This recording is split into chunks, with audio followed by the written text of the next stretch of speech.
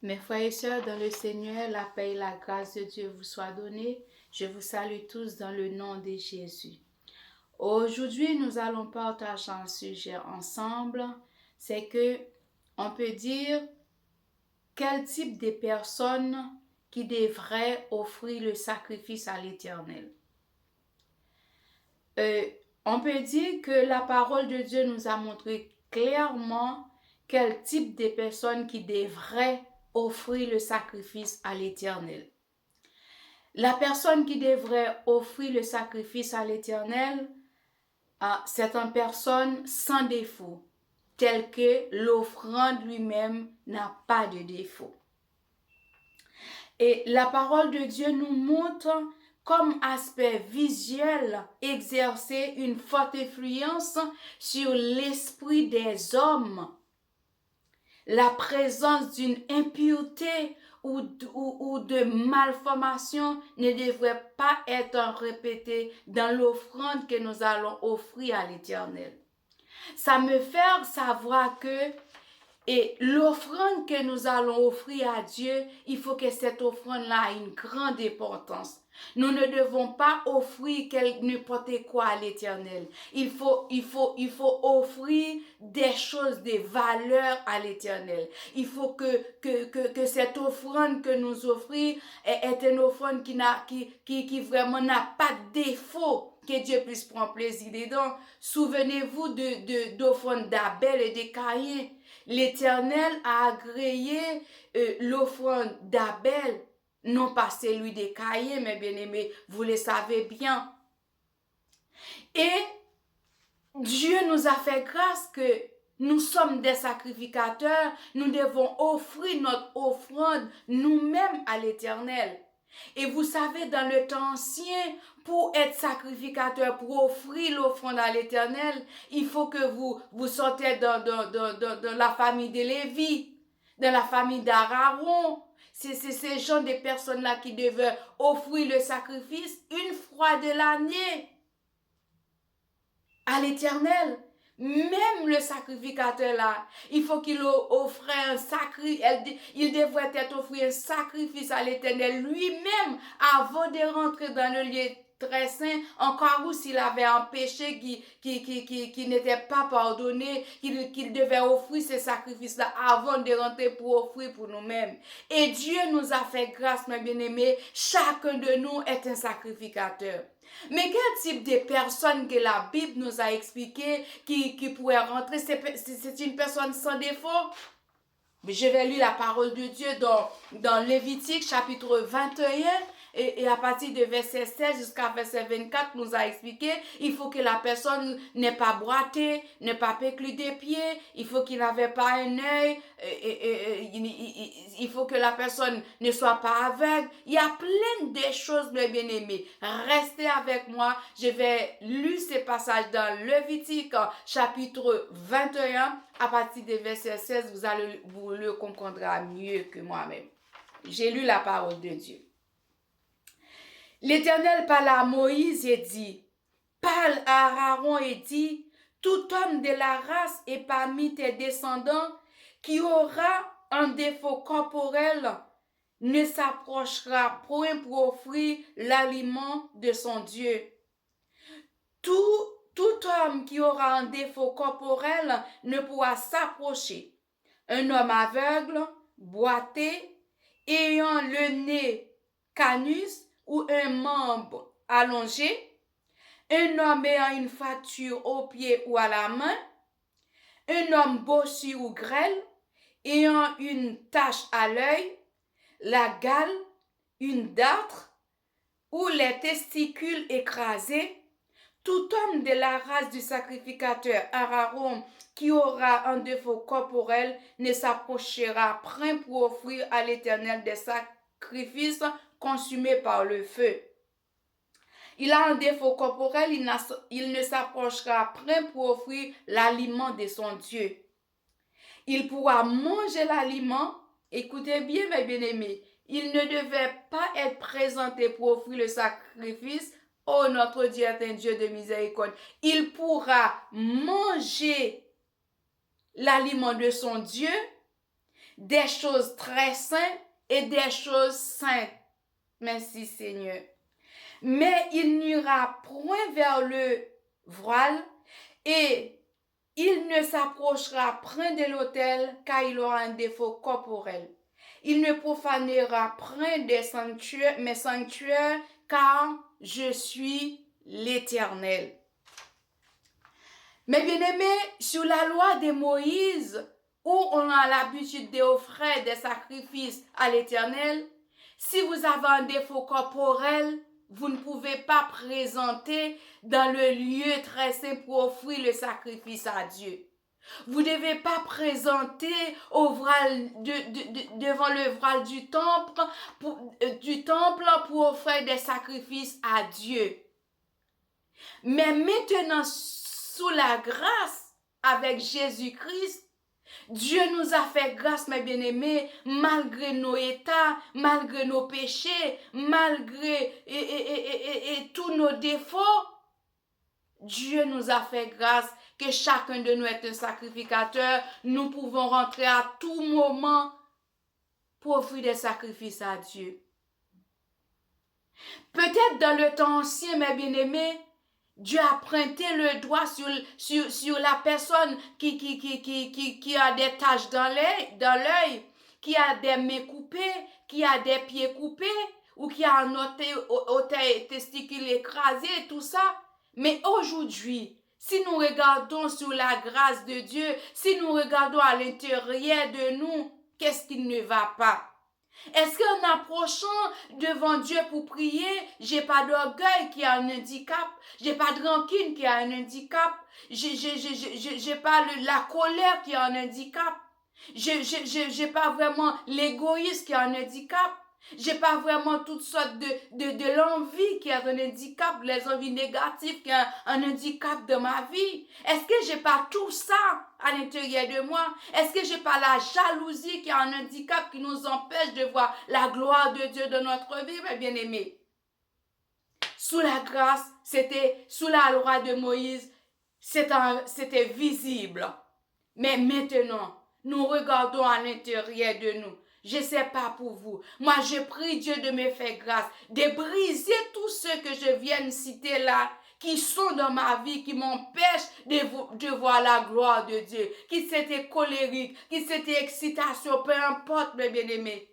Nous devons prier pour demander à Dieu de faire grâce. Parce qu'il faut que celui qui s'approche de Dieu croit que Dieu existe. Si vous croyez que Dieu existe, mes bien-aimés, il y a des choses qui en nous, il faut qu'on bannisse tout ça, afin que le Saint-Esprit puisse trouve la place pour nous utiliser. Vous savez, le seul vrai sacrificateur sans défaut que nous avons, il s'appelle le Jésus-Christ de Nazareth. Le sacrificateur ancien qui offrait des sacrifices, il devait offrir pour lui-même avant de rentrer pour offrir pour nous-mêmes. Mais notre Seigneur Jésus-Christ a fait ça une fois pour toutes. Je vais lire un verset pour voir dans Hébreu, mes bien-aimés. C'est pas ma parole que j'ai prononcée. Le vrai sacrificateur sans défaut que nous avons, il s'appelle Jésus-Christ de Nazareth. Maintenant, il est assis auprès de Dieu à la droite du Père pour plaider pour nous. Quand nous faisons des choses mal, il a dit, Père, pardonne-les. J'étais brisé, j'étais maltraité, j'étais humilié pour eux. Faites grâce, mes bien-aimés. Avec cette grâce-là, nous ne pouvons pas agir n'importe comment, mes bien-aimés. Je vais lire un passage qui se trouve dans Hébreu. J'ai lu Hébreu 7. À partir du verset, j'ai lu le verset 12. Non, le verset 10, si je ne trompe pas. Hébreu 7. Hébreu 7, excusez-moi. Non, c'est le verset 26. Hébreu 7, le verset 26, excusez-moi. Il nous convenait, en effet, avoir un souverain sacrificateur comme lui, saint, innocent, sans tache, séparé des pécheurs et plus élevé que les cieux. Notre Dieu, mes bien-aimés, il fait tout ce qui est bon pour nous sauver. Il fait tout ce qui est bon pour nous épargner des péchés, épargner des choses mauvaises. Notre vrai sacrificateur sans péché, sans défaut, sans tâche, il s'appelle Jésus-Christ de Nazareth. Si vous voyez, mes bien-aimés, vous avez accès de rentrer dans la présence de Dieu pour prier, pour offrir quelque chose à Dieu. Ça ne vient pas de votre effort, mais tout simplement, c'est la grâce que Dieu nous a faite, mes bien-aimés. Et si je lis un autre passage encore dans Hébreux 10, le verset 12, vous allez le voir, Hébreux 10, je ne vais pas vous parler pour vous comprenez pas, c'est moi qui raconte des choses, mais je vais vous confirmer ça avec des versets. Le Hébreux 10, le verset 12 nous a dit ceci. Lui, après avoir offert un seul sacrifice pour les péchés, s'est assis pour toujours à la droite de Dieu. Ça veut dire, mes bien-aimés, malgré le sacrifice que le sacrificateur ancien a présenté, il ne pouvait pas pardonner vraiment nos péchés. Il ne pouvait pas vraiment effacer nos péchés. Nos péchés s'étaient couverts. Mais Dieu nous a fait grâce par le sang de Jésus qui a versé sur le bois du calvaire. Il a fait un sacrifice une fois pour tous. Tous nos péchés sont pardonnés, mes bien-aimés. Vous qui acceptez Jésus comme sauveur et Seigneur, qui dit, moi, je n'ai pas osé de prier, je n'ai pas osé d'approcher dans le temple de Dieu.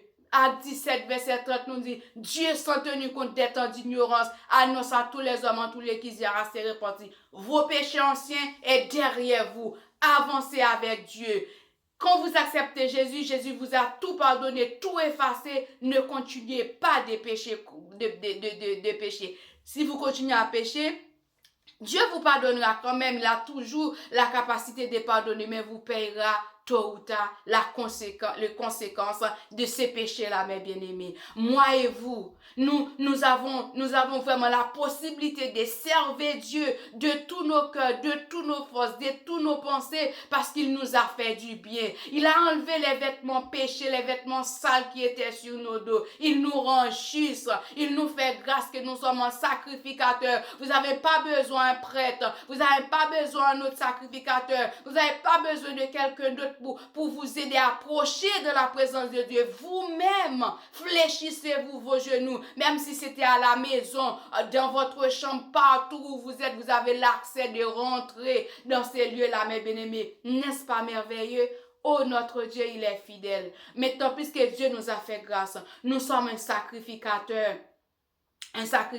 pour toujours, mes bien-aimés, à l'ordre de Melchisédek qui n'ont pas ni mère ni père. Vous n'avez pas besoin de votre mère, vous n'avez pas besoin de votre père, voilà, pour faire quelque chose, de vous aider à approcher devant Dieu, mais parce que vous avez le Saint-Esprit de Dieu à vous. Il a déchiré la voile, le voile du temple s'est déchiré. Chacun de nous a accès pour approcher auprès de Dieu, mes bien-aimés. Restez dans cette alignée. Faites confiance à Dieu. Faites ce qu'il vous a demandé de le faire, parce que notre Dieu, il est bon. Si moi et vous, nous avons un micro dans la bouche, dans la main pour parler pour Dieu, c'est pas le fait que nous sommes bien, ni nous sommes agréables devant Dieu. Tout simplement, c'est par la grâce. C'est une grâce que Dieu nous a faite. Regardez à l'intérieur de vous. Est-ce que l'offrande que vous offrez avec Dieu, est-ce que cette offrande-là, Dieu prend plaisir dedans? Y compris moi, mes bien-aimés. Nous allons questionner notre vie pour demander à Dieu, donne-nous la force vraiment d'offrir des choses que Dieu prend plaisir là-dedans. Des choses qui sont agréables à Dieu, mes bien-aimés. Parce que d'être un sacrificateur, nous n'avons pas pris l'essence dans les familles royales, dans la famille de Lévi. Nous sommes des pécheurs. Quand nous étions dans le monde, nos péchés sont rouges comme cramoisis. Mais Dieu nous a lavés. Il nous a fait blanc comme la neige. Nous devons avoir la reconnaissance envers de ce Dieu-là qui peut nous donner accès de prier, accès de chanter, accès d'adorer. Il y a un tel qui a chanté un chant qui dit comme ça, ni pas jamais offrir sauver là rien, ni pas jamais offrir Seigneur là rien, qui pas vaut rien. Nous devons offrir des choses qui ont de la valeur avec Dieu, mes bien-aimés. Dieu nous a sauvés. Il nous a fait grâce. Si nous sommes encore vivants, c'est par la grâce de Dieu. Vous pouvez me dire que moi, c'est Lucie, je mets des mains. Je mets des pieds, je mets des yeux, voilà, j'ai les doigts, j'ai pas d'handicap. C'est les handicaps qui sont à l'intérieur de nous, mes bien-aimés. C'est là nous allons travailler, prier, demander à Dieu de nous laver, de nous sanctifier, mes bien-aimés. Car il nous a dit, rechercher la paix et la sanctification avec tous, sans laquelle personne ne verra les Seigneurs. Il y avait des personnes qui pouvaient vous insulter. Il y avait des personnes qui pouvaient dire que voilà, j'étais pas votre condisciple, j'étais pas ci, j'étais pas ça. Ça vous fera mal. Ça vous fait mal vraiment. Mais après, regardez le ciel et demandez grâce à Dieu de tout oublier. Quand la personne vous a fait des choses mal, à l'intérieur de vous, il y a une révolte. Mais après quelques minutes, ne laissez pas que cette révolte-là installée pour prendre place dans votre cœur. Prie Dieu de pardonner les uns et les autres, de chercher la sanctification et sans laquelle que personne ne verra le Seigneur. C'est ça que l'ennemi ne veut pas pour nous, mes bien-aimés. Ils veulent voler notre sanctification avec Dieu. Ils savent que si vous avez la sanctification, la connexion de prier Dieu, ils vont avoir des miracles qui s'opérera dans votre vie. Eh bien, il fait en sorte de voler votre sanctification. Mais nous disons que nous allons dans le camp de l'ennemi pour arracher ce que le diable a volé. Si vous voyez que le diable vous a volé votre sanctification, vous avez la culpabilité de rentrer dans la présence de Dieu. Rentrez dans le camp de l'ennemi, arrachez-le. Si c'est votre joie, arrachez-le. Moi, c'est ça que je suis en train de faire, de prier Dieu.